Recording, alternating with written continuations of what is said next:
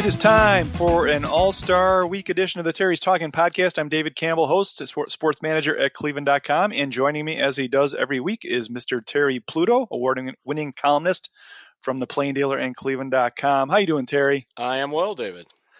Good. Back in the day when I used to see a lot of different newspapers from around the country, every time of year, at this time of year, every year I think about an old page in the Palm Beach Post they did in July about 25 years ago. The Palm Beach Post was a great sports section back in the day, and I think on the Wednesday of All-Star Game week they put out a blank front page and it said, "Today is the most boring day in sports." Yeah. And it had nothing on it. But we got a lot to talk about today, including you have an upcoming appearance at a library in Vermillion. Do you want to talk about that for a minute? It's July 25th at 6 p.m. Right. at the Ritter Library, I believe, right? In Vermillion, and yes, that's continuing the great library tour where you could get in for free. And if you don't like it, you get a refund. And so it's an old joke, but still true. And we have a good time where people come out. I give a little talk, we take questions, and I sign books and just kind of meet people. And also a lot of times what those things do is give me an idea about things to write about. Just like emails, I probably answer about half the emails I get. So I have some people write me almost every day, and that's just it's a little much. And but I am grateful. I've always been grateful for the readers, and I really mean that because it's a line I came up with decades ago. Without you, there's no us. You being the people that read, whether it's online or in print, and you're the reason we are here and we have a job. And also just in this environment too, a difficult media one, more than ever I appreciate them. And the library talks is a way to let people know that, and it's a lot of fun. Well, and you know how it is, Terry, especially after COVID, everybody kind of bunkered in and everything was on video and Zoom, and there's no substitute for getting out and talking sports with real sports fans. It really, you're right, it gives you a completely different view of what the fans are thinking, things they're interested in, and you can't replace it. I tried to do one of those on Zoom, and after that, I just said, forget it. It was just too weird. All the little boxes, and you see people picking their nose and doing all kinds of things. And probably I felt like picking my nose too at the same time.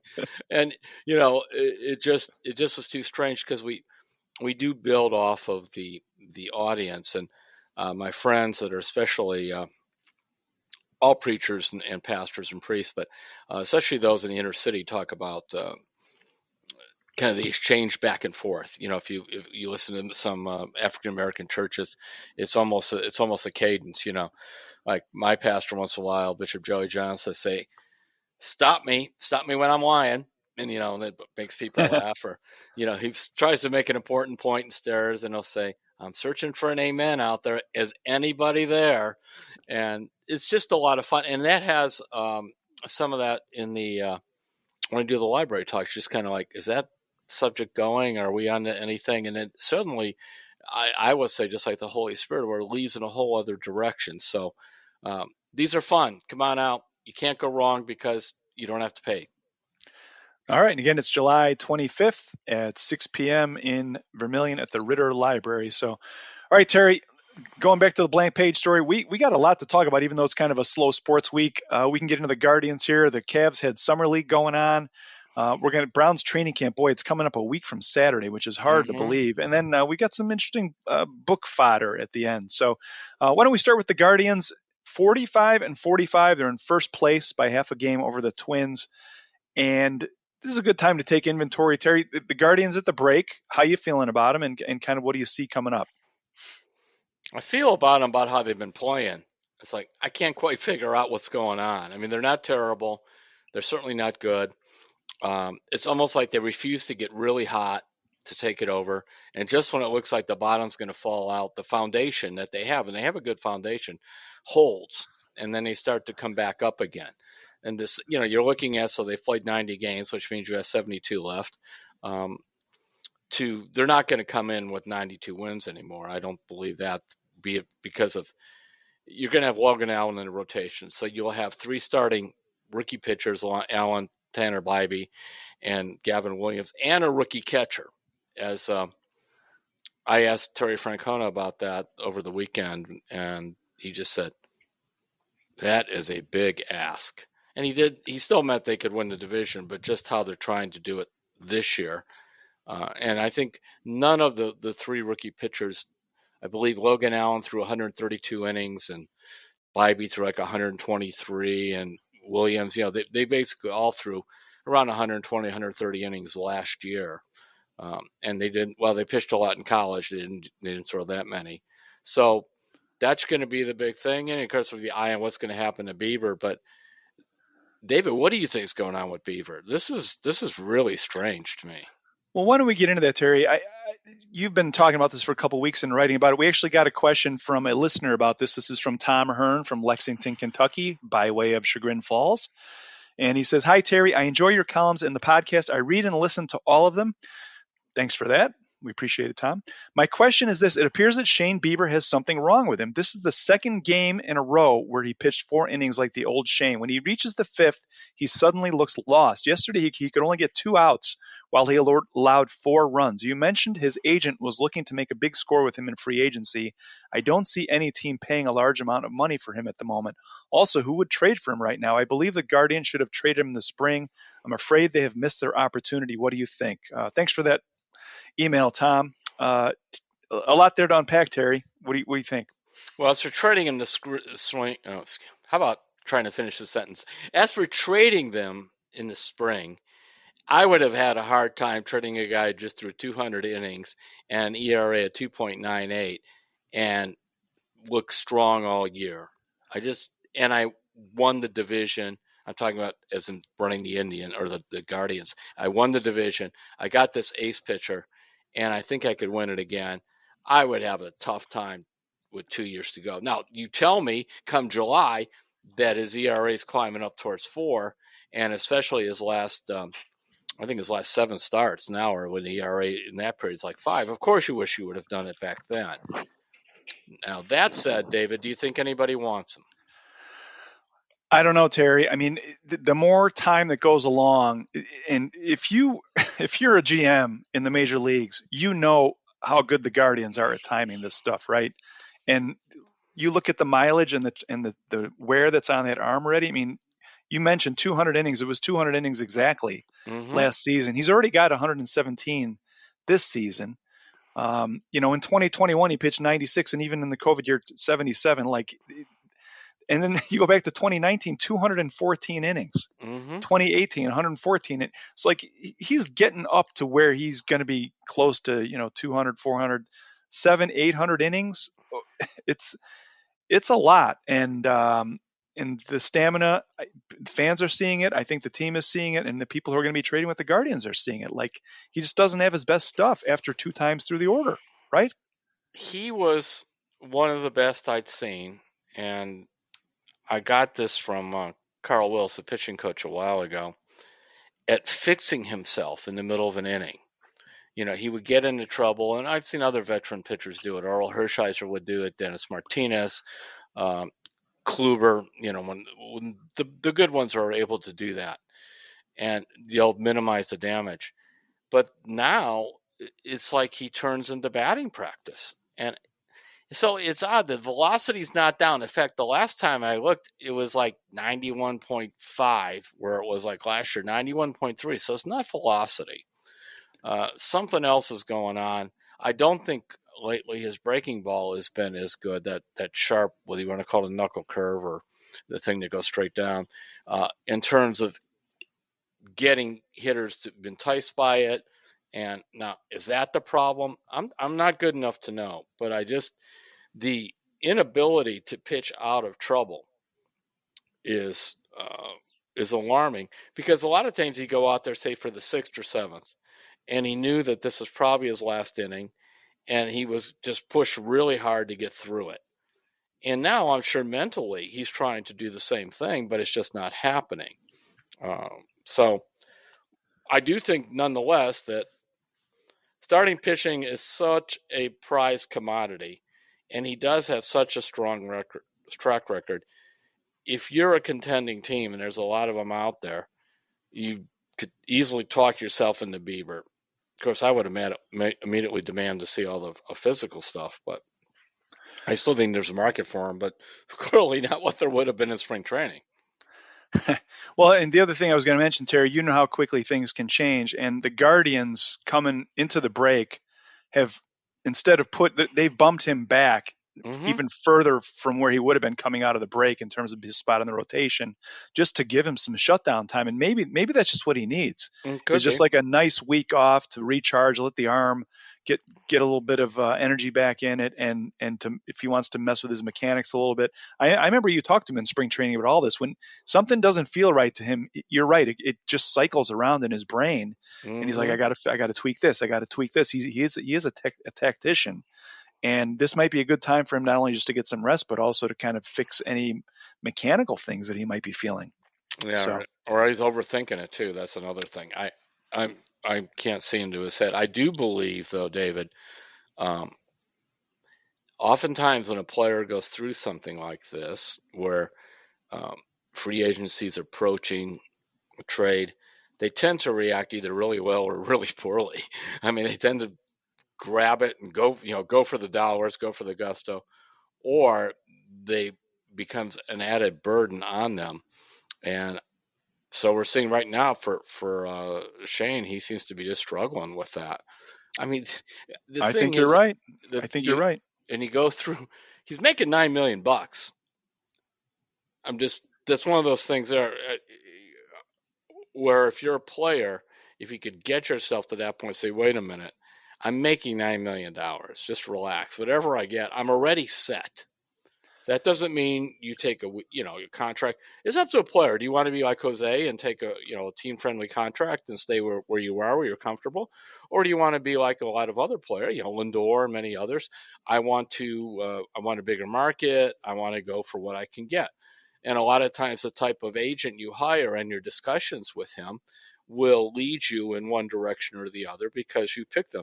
I mean, it's a very small scale, David, but I went through two literary agents till I found the person I'm with now, and she's represented me for like 35 years because I had an agent early on. It was kind of like a Scott Boros of we're going to get big money projects, and I'm going to pick them for you, and you're going to be great. The problem is the stuff he wanted me to do, I didn't want to do.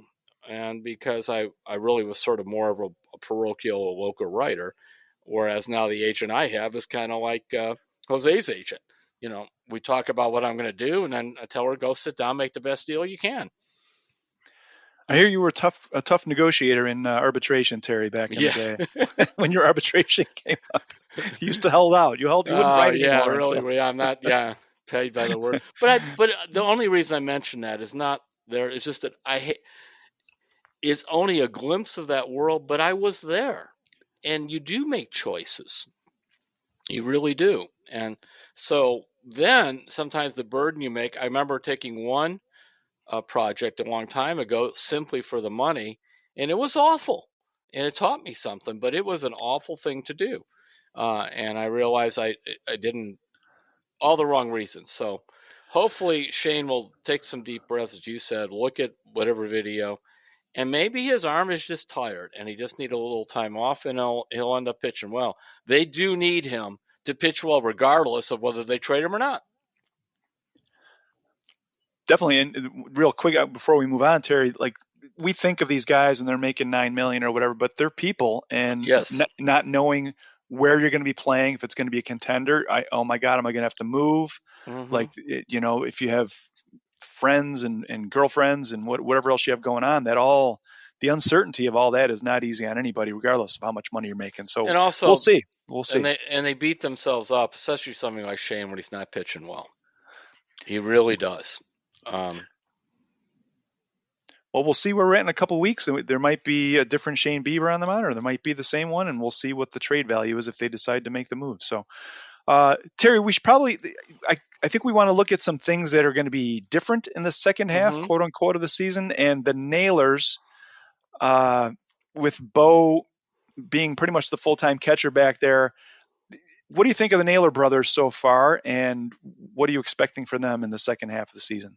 I think Josh is the MVP of the first half. By the way, I would agree. you know, maybe we could take Jose for granted, but just Josh's ascension helped Jose. And then all of a sudden, Jose started hitting like Jose can because they have to pitch to him some. And Naylor's like the RBI machine, Josh.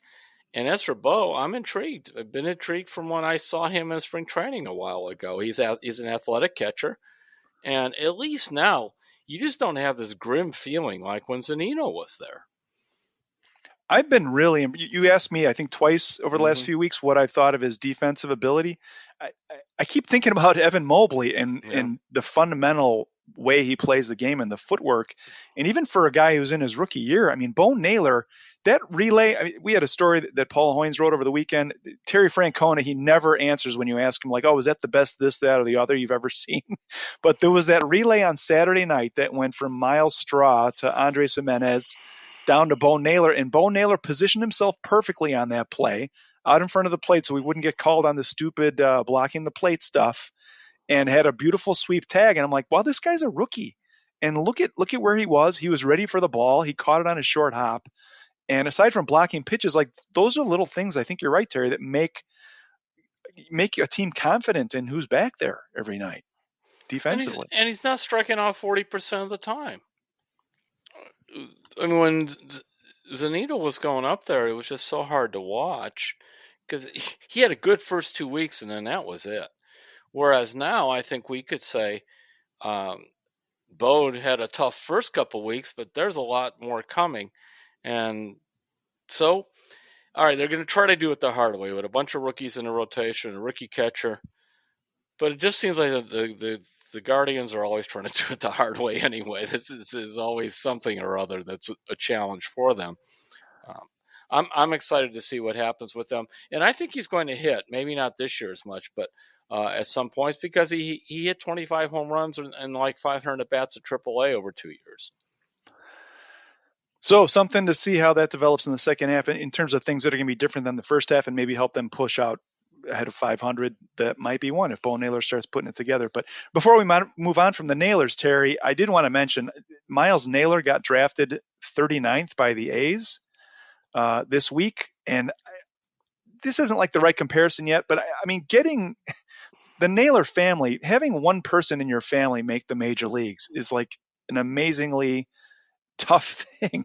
The Naylor Mm-hmm. family, they could potentially, if Miles Naylor makes it to the majors, they could have 3 kids in the major leagues. And I started thinking, like, this could be the major league version of like the Sutter brothers in hockey or the Ball family in the NBA. Like, it's pretty amazing when you think about it to have 2 guys that are playing in the majors at the same time and a third one who might be down the road. It's something else. I don't think you can overlook that. So I And just want to throw that out there. no, and especially when you take into consideration now, hockey has a minor league system too that you have to fight through, but the NBA and the NFL do not. I have a column up this morning. I'll be in tomorrow's Plain Dealer about the Major League Draft, just how difficult it is. Actually, I was surprised now that from 2005 to 15, this research company looked at it. 26% of the players actually at least appeared in a big league game. There's still a 75% fail rate. Now, when you start talking about how many of them actually played 3 or 4 years, you're down to like, 12%, or it really drops. So if he actually makes it, that means 3 guys in a row will defy the 3 out of 4 don't make it odds, just right there. And they have to, you really do kind of have to fight your way through the minors. I mean, Bo Naylor was a first round pick in 2018, and it took him until now to get up here. And so it is really difficult. By the way, when you look at, it's like 70 some percent, no, excuse me, 68% of first round picks actually play in the big leagues at some point. You think it should be higher because I'll tell you, they'll try to shove those guys up. They threw millions of dollars at them and all this. They want to make sure that number one pick can make it. And then if you're below the 10th round and below, it's like 8% or 9%. It really, it drops off the cliff of players who do make it. And then on top of it, David, when you take in consideration about 85% of big league players go back to the minors at least once, when they talk about baseball being a game of failure, and they usually mean that the best hitters make it out 70% of the time, I'll argue it's just when you're talking about 75% of the players who sign never see the big leagues, and then you're talking about 85% go back to who do make it, end up going back to the minors at least once. Failure hangs all over it. Yeah, I guess in the NFL you can say you get caught by this team or that team, but I remember Terry Francona. He actually was a discussion about Michael Jordan because he had managed Michael Jordan in the minors, and he was saying the fact that Jordan, at the age of whatever was 32, when he went to play Double-A baseball, and the Southern League is tough. It's a rough league, and the fact that Michael hit 220 or whatever, he thought it was pretty amazing for a guy who hadn't played since like Little League. He wasn't a high school baseball star. And he said he really thought if Michael got 1,200 to 1,500 at bats, he would have played some in the big leagues. But he said it takes that many, at least 1,000 at bats, and preferably closer to 1,500 for a player to be big league ready. Yeah, and you mentioned that in your column, Terry, when Cleveland would bring their prospects down after the draft to meet the media, it would be like, "Nice to meet you. We'll see you in 4 years. Yeah, I mean that was See you literally a later." quote that one of the top Indians people in the old days said to me when they had Justice Sheffield and Bobby Bradley there. Remember, these two high school kids came in. It was the same year Zimmer was drafted. They had one press conference for him the day before. Then he had these two kids, and he goes, "Well, if all goes well, we'll see him in 4 years." And never did see Sheffield. He ended up getting traded, and he's now in AAA with an ERA over 8. And Bobby Bradley's out of baseball. Hard to believe, considering where things were a couple years ago. So, all right, Terry, we got to move on, but real quick, the Oscar watch still continues, and we'll see if they decide to make a move coming out of the All-Star break in terms of bringing them up to give them some pop in the outfield. I don't know what else is there to say, right? I'm almost tired of the subject. It's kind of like when would Zanito leave, and then we have when will Oscar get released? Bring SpongeBob back. SpongeBob held hostage. It'd be like Yes, the he old days is. on the Yeah, news. when they used to have that, day 88. That's Because right. I mean, he deserved to go down. Unlike some fans, I didn't mind him going down. He needed to play all the time, and he has kind of a timing swing. I mean, he needed to just have some success and get going. But we're at that point. It's time to bring him back. Cleveland needs SpongeBob. There's a T-shirt for next week, Terry. We'll Yeah. get that. We'll get that going. And just real quick, the Guardians drafted Ralphie Velasquez, a catcher, first baseman from Huntington Beach High School in California, this week in the draft. And there's a Baseball America scouting report. It says he has an enticing mix of hitting ability and power. He has a tight, powerful left-handed stroke. I'm like, okay, well, that's good. But then when you look at all the other players they drafted, almost every position player is like, oh, doesn't really hit for power, makes a lot of contact, Yeah. doesn't hit for power, doesn't hit Yeah. for power, the whole rest of the way down. And I just was thinking, geez, all right, well, it's up to Ralphie to see if he can bring some pop to the minor league system here the next few years. But who knows? I was very surprised with the lack of power that they sought out in this draft from the scouting reports. Were you? I give up on the draft. I'm serious. I only have one opinion on the draft, and that is we've mentioned, I believe this before. I hate high school pitchers in the first 2 rounds. Of course, they took one. And what's the kid's name? Clomley, I think it is. Yep. They took, and they Alex all, Clemmy. they Alex all have they Clemmy all with have the 58. ERAs of like 0.19, and they've struck out 12,000 guys in 4 innings, and the radar gun just lights up the night. And meanwhile, then this guy will end up having a Tommy John or whatever. I just mean in general the high school pitcher. Daniel Espino was the latest. It's had all kinds of arm problems. There's a guy that many fans probably never heard of, Lenny Torres, who was a real high pick for them. And he's down with a 6 ERA in Lake County. Meanwhile, they'll take some guy in the 4th or 5th round, and he'll end up being Shane Bieber or Tanner Bybee. I was looking at Baseball America. I didn't write this. Baseball America put a thing out after the 21 draft, and like looking at Cleveland's draft and different things like Gavin Williams has strong arm and this guy Fox, who they drafted, is really quick. There's like 5 or 6 guys mentioned there. Most big league ready pitcher. How about this? His name is Tommy Mace from Florida, who's, by the way, at Akron. So not a word about Tanner Bybee. Zero. As you wrote in your headline today in your column, when it comes to the Major League Baseball draft, Terry, good luck, I think Good was luck. good luck in figuring out because it is a crapshoot in a lot of Yeah. ways. So, all right, let's take a break, Terry. When we come back, I want to get your thoughts on Sam Merrill of the Cavs in the Summer League. It is just Summer League, but it's still interesting. And I wasn't sure if you saw Victor Wembanyama. I want to see what you thought about him. And we'll also talk some Browns, and we're going to talk some Teddy Roosevelt at the end of the podcast. So we'll be right back on Terry's Talkin'. We're back on Terry's Talking. David Campbell and Terry Pluto. We are going to get into some Cavaliers here. The Cavs are unstoppable at Summer League in Las Vegas. Terry, 3-0 so far. I guess the story so far has been Sam Merrill, guard brought up late last season to the Cavs. Outside shooting, had a really nice game on Monday night as they went 3-0, 27 points. I think he was 9 of 13 from the field, and he made 8 of 11 three-pointers in 21 minutes. I guess he's been the story so far, right, Terry? Right? What did you think of what you've seen of him so far? And Cavs need shooting. Might he figure into the mix? I guess is the next question. Pretty much anybody that could make some outside shots, 3-pointers, will find a role in the NBA.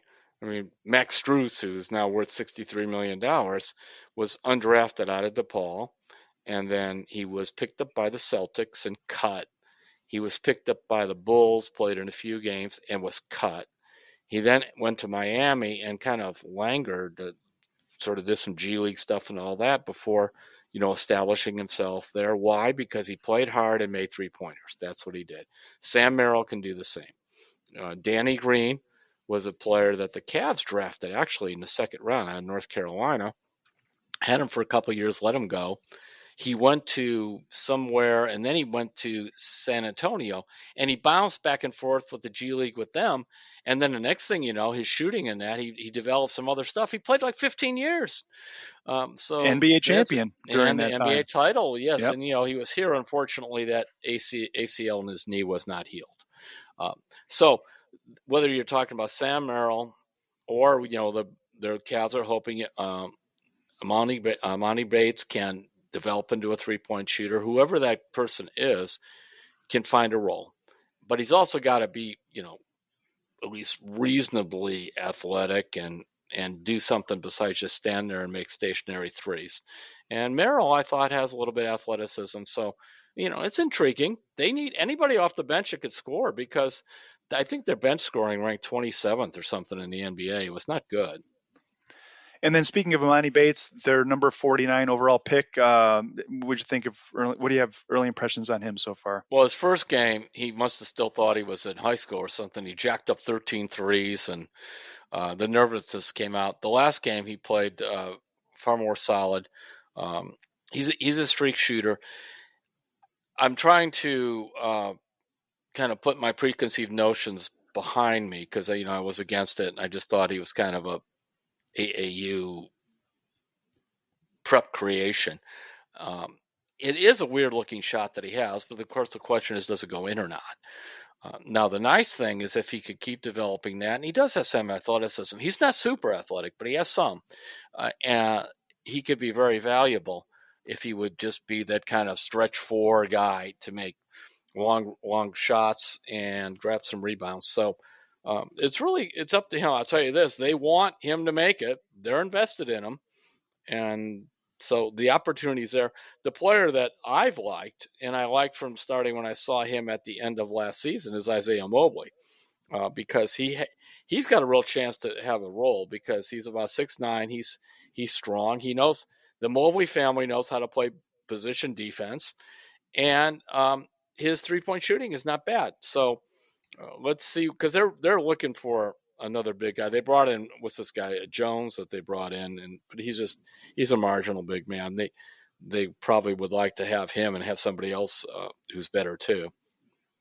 Yeah, Damian Jones.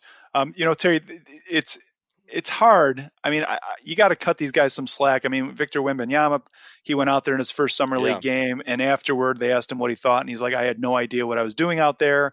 And I kind of felt that way about Bates in that yeah. first game, just like Mm-hmm. he wouldn't go into the paint like for the first half, and then he finally went in there and he blocked a shot, I think, and you can just see that from the first to the second game, like for both of those guys, I'm not comparing them, but I'm just saying, like, Yeah. you're drafted, they throw you out to Las Vegas, you're in an NBA game, summer league, and it's a little disconcerting. And I think the second game we just saw them both more at ease. And um, but so, what did you think of Victor Wembanyama? The Spurs are not going to have him play the rest of summer league. They're just going to have they just had him play the first two games. But the generational prospect who comes out, what did you think of what you saw of him so far? It's probably like if you saw Ralph Sampson at the age of 19, because I never did. I saw Ralph play some in college and then a lot in the NBA. He's a gifted, strange player, and gifted because he handles the ball well, passes it well for 7'4". Strange because he's not one that's going to go down the block. Um, Although he has shown a little bit of hook shot and some footwork, but it's just odd. I know this much, and I think he's better at this already than if I remember Sampson. He has really good timing blocking shots.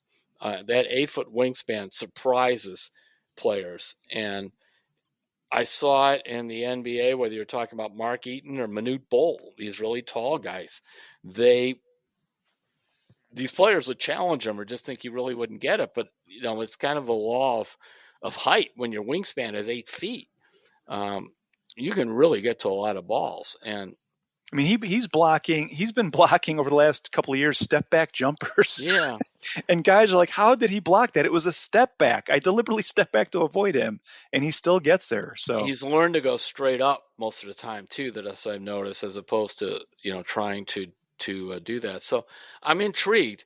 But I just remember, I mean, Sampson had a great career, but they were always trying to figure out what's best for Ralph. Now he's in with Popovich, with a coach who's had success with Tim Duncan and David Robinson, and he's in a good market for him too, because it's not going to be all about Wembanyama. Not San Antonio. Yeah, the Spurs are the elite and the royalty there, but it's a small town given um, NBA stature, and that's good for him. So, I mean, I don't think you can see Britney Spears just rushing to get down to San Antonio. And I happen to like San Antonio, for all the reasons I just said. It's not a place Britney Spears would want to go. So, that I think that will help him. And I feel bad for him in one regard, is when you are that tall, you really stand out. You can't go anywhere. there's no hiding. Yeah, And it's yeah, great that, on the that Britney basketball Spears court. thing was so I crazy. know. She went up and tapped him on the shoulder. She just wanted to say hi and wish him best of luck. And all of a sudden, the security people are like, they didn't recognize who she was, and it was Yeah, almost like they knocked her down. And boy, it sounded crazy. Her it glasses sounded, got knocked yeah, off. yeah. It's just But that's it, what it's like. It's like you're 7'4". You cannot be inconspicuous, like you said. I mean, life is really hard. I remember one time, he's a former NBA player, and I don't want to mention the name because it was unfair, but he's a huge guy, and he went out to eat, sat on a chair, and the chair started to break at the restaurant. It's like, and he's all embarrassed, and it's like, just like in football, like you're a massive lineman, it works great on the field, and real life is difficult. So these people that, that 1% of genetics and growth, I don't envy them. I never had any desire to be 7 feet or 6'8" even, because I just have been around enough big people to know that it it it comes with a lot of strange challenges. How tall are you, Terry? 5'2". Yeah, 5'2". I'm 5'10", but I play like I'm 6'3". Yeah, So that's right. yeah. Then again, he's not very big, but I'm really slow. Hey, before we move on, you mentioned Emoni Bates's shooting motion, and Hmm. this is like an old school comparison. And you said basically, if it goes in, who cares how you shoot? But his shot makes me think of Jamal Wilkes, the old Laker from Hmm. back in the Magic era. He had kind of a little hitch in his shot, but he made a lot. And I don't know, I just thought it was kind of an interesting comparison, so I thought Yeah, I'd throw it out yeah, because I know that's you're an old one. school basketball Yeah, guy. But from there, and of course, all those guys played for at UCLA, and with Coach Wooden, they would run these same drills where you go up and down and bank shots, learn 12-foot bank shots, 15-foot bank shots, on the fast break, And Wooden, who was a very strict fundamentalist, never touched Wilkes' shot because it went in, but also Wilkes was a very fundamental player. And I do think that that is a thing that you will have to see. Well, is Emoni willing to become a really good fundamental player defensively and do these other things? Because he's not like one of these wildly athletic players who could play through a ton of mistakes. And so I'm curious, but the nice thing is so far he seems to be buying into what they want him to do. And I like the fact that NBA now is like when I covered it, there was no G League.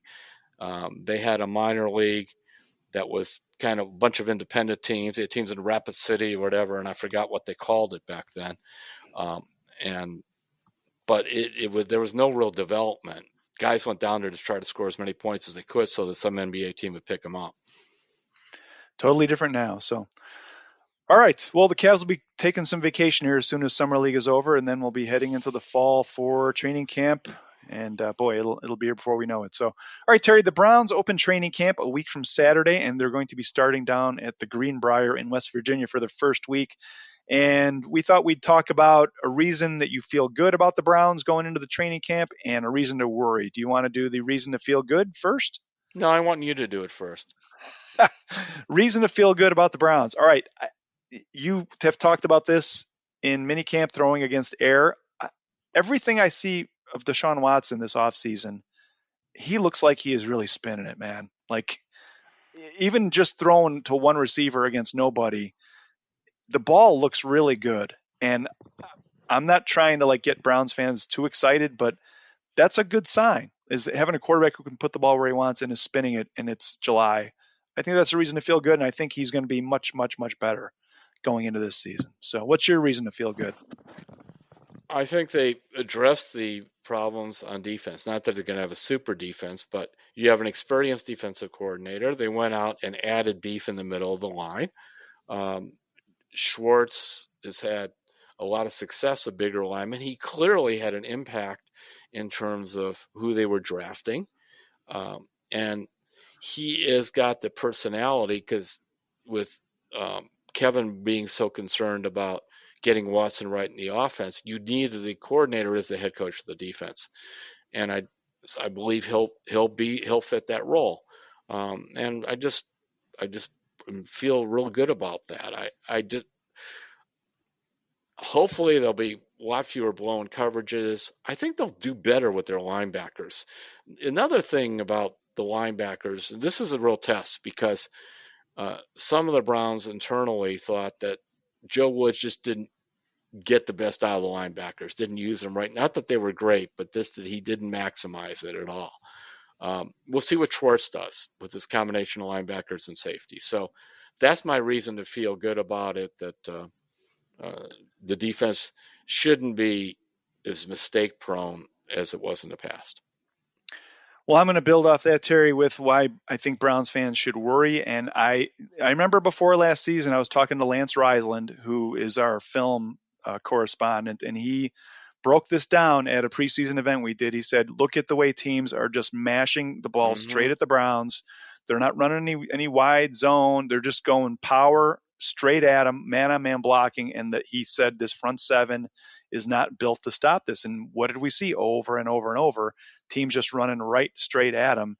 I just think even with the reinforcements they brought in on the defensive line, like, you know how it is, somebody's going to get an ankle, Mm-hmm. or they're just the linebackers. Anthony Walker's coming off that serious injury. That front seven, I want to see if they can hold it together, and if they can stop those kind of just straight ahead power running plays. And I until I see that, I think Browns fans should be worried about that front seven. That's kind of where I'm at with that. What's your biggest worry in Well, terms and of? Taki also is coming off an ACL, and True. he Yep. he ended up being their best run defender last year. So that's legit. The same reason that I feel overall about it. You know, they get poke weaknesses in it. Now this is more um, ethereal. I did that just to show you I know the word, which means vague. This thing, the Browns is the Browns is the Browns. Remember who is that? Juju Schuster, I think, said that about Yep. them. Juju Smith-Schuster, the Steelers, right? Yeah, yeah. So that is really, when you're talking about a franchise that has not had 2 winning seasons in a row since 89 and 90 and has had only one, two, a 3 winning season since they came back in 89, there is hanging over the team, even though all the faces have changed and the coaches have changed, the here we go again syndrome. And I look at in their first couple of games, what they got: Cincinnati, they got Pittsburgh, and Baltimore, aren't they? In the first three of the first four. Yeah, I believe so. Yep. So that could create a here we go again syndrome for them. And that bothers me just because I don't know how mentally tough they are. So the first 4 games, Terry: home against the Bengals, at Pittsburgh, home against Tennessee, home against Baltimore. Those are the first 4, and then the bye. Yeah. So 3 of them at home. Boy, and the other thing, you don't want to go on that bye at 1-3 because nobody is as good as thinking the sky is falling, the world is ending, and let's eat dirt and die like Browns fans because they've been through so much. They've been trained to feel that way. So, Yes, they have. all right, Terry. So as I mentioned, training camp starts on July 22nd, which is a week from Saturday, and then halfway through, the Browns will go to Philly for a couple of joint practices against the Eagles, which will really be revealing before that preseason game they play in Philly. So 2 kind of benchmark moments to keep an eye on there. So, all right, Terry, it is book time. And I know that you wanted to talk about a new book about Teddy Roosevelt, and I actually have something to contribute to this one. I Okay. haven't read this book, but you wanted to get into this new. I think it's called The Old Lion about Yeah. Teddy Roosevelt. Why Yeah. don't you talk about that for Yeah. a The minute? nice thing, it's a novel because I really think that one of the best ways to um, get a feel for history is to either get really well written history. David McCullough is one that does that, or people who write with very good historical novels. Jeff Shahara, Michael Shahara is the one, his father, who wrote The Killer Angels. Jeff has written tons of novels. I think I've actually read them all. It's almost like 20 of them. But usually it's on World War One or a certain slice of the Civil War. But this time he decided to do something different.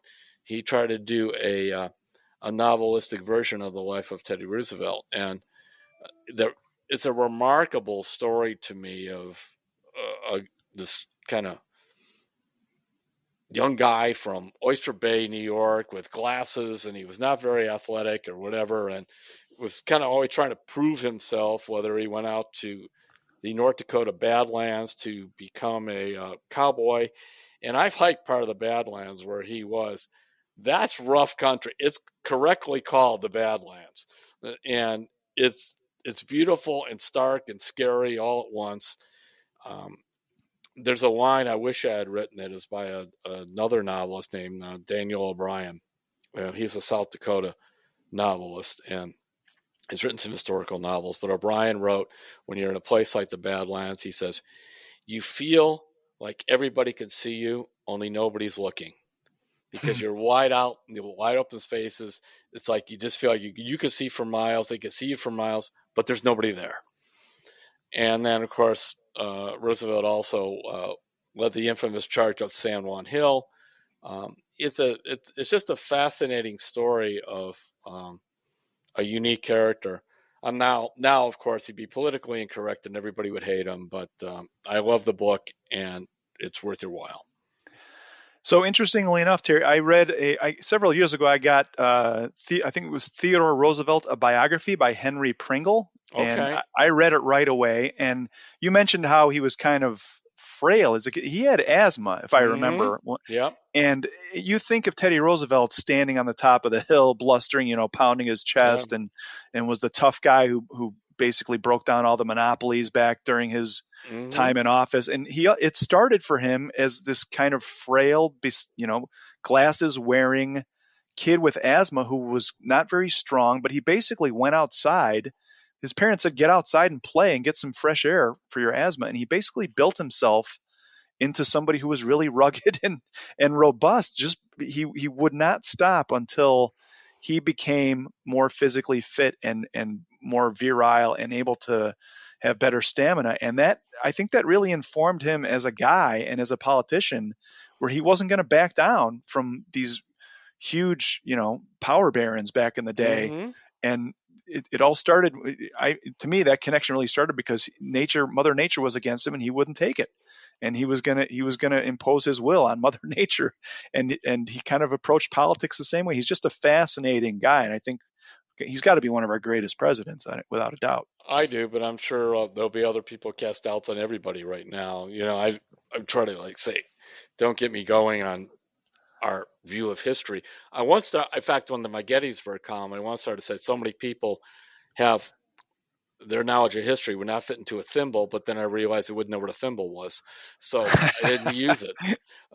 And but it's very true, and we have to keep in mind that these women and men from the past, um, they are people and they're products of their age and they're flawed, and in the same way we should judge them as we would want to be judged, as Jesus would say. And we often just try to impose, 2023 values on some guy from 1914 or some person from 1861.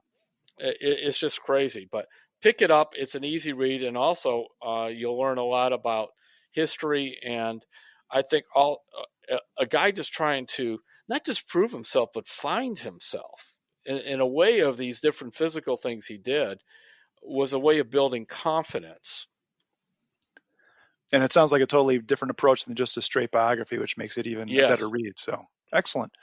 All right. Well, thanks for that, Terry. I think that's all we got today. You got anything else you want to bring up? that is it. All right. So I do want to give another plug real quick. July 25th, which is a Tuesday, 6 p.m. at the Ritter Library in Vermilion. You can sign up on the Ritter Library website. Oh, and I almost forgot. Don't forget, you can sign up for Terry's free newsletter, which comes out every Monday. You can get everything that Terry has written in a given week, including his Faith in You column, which comes out every Saturday online, every Sunday in the Plain Dealer.